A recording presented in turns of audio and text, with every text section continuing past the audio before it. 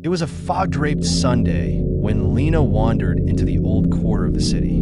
The streets twisted like a maze, lined with vendors selling antiques, faded books, and tarnished jewelry.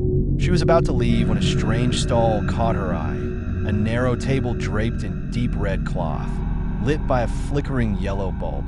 Behind it sat an old man with parchment-like skin and eyes so cloudy she wondered if he could even see her. He didn't greet her, just gestured toward his display. Laid out in perfect alignment were what looked disturbingly like human faces.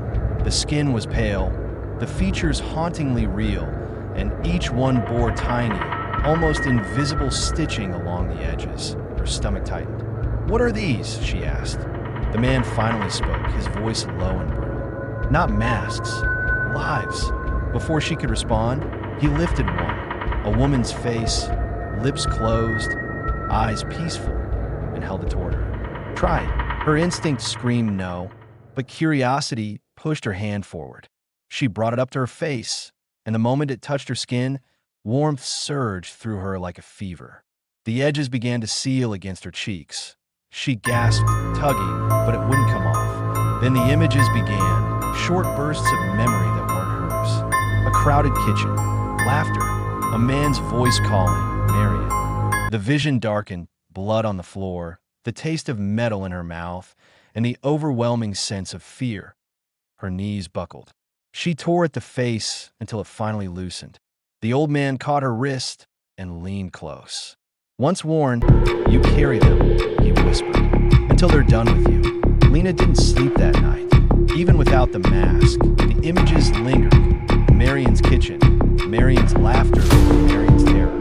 Her own memories began to blur with the strangers.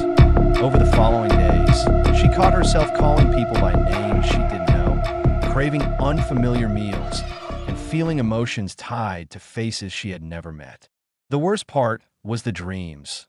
She would fall asleep as herself, but wake up in Marion's body, living moments before her death. The more she tried to ignore it, the stronger the pull became. One evening, without realizing how she got there, she found herself in front of a small, neglected house at the edge of the city. The peeling paint, the cracked windows, it was the same house from Marion's memories. The door was unlocked. The air inside was heavy with dust and the faint smell of something rotten. She climbed the stairs slowly, her heartbeat echoing in her ears.